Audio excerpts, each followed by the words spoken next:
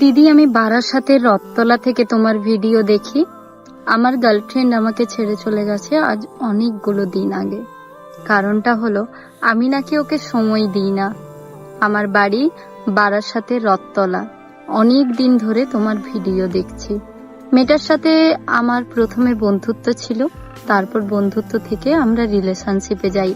খুব ভালো চলছিল প্রথমের দিকে, কিন্তু পরে পরে ছোট ছোট ঝামেলা, ছোট ছোট অভিমান নিয়ে সে আমায় ছেড়ে চলে গেছে।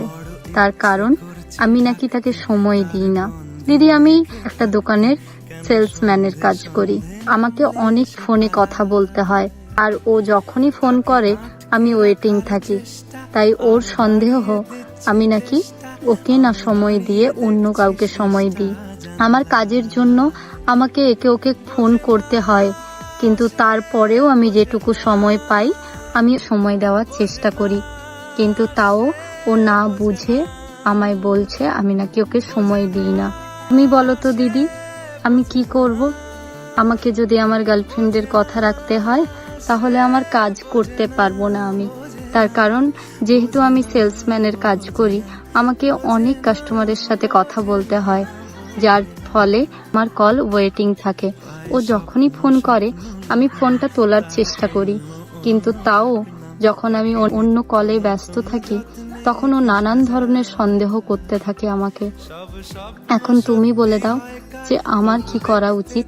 সে তো আমায় ছেড়ে চলে গেছে। এটা ছিল অর্জুনের স্টোরি।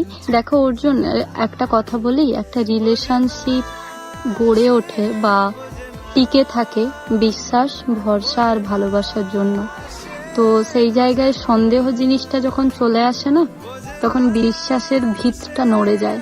তার যদি তোমার প্রতি বিশ্বাস জিনিসটা চলে যায় তাহলে সেই ভালোবাসাটা টিকবে কি করে?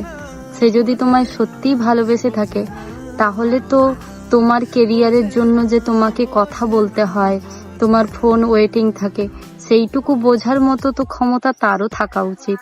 যদি সে এইটুকু জায়গা না বোঝে, সেটা বয়ফ্রেন্ড হোক কিংবা গার্লফ্রেন্ড, সে কারোর কেরিয়ারের জন্য তাকে যদি কথা বলতে হয়, সে যদি সেলসম্যান হয়ে থাকে, আজকে তুমি সেলসম্যান, কালকে একটা দোকানের ওনার হতেই পারো।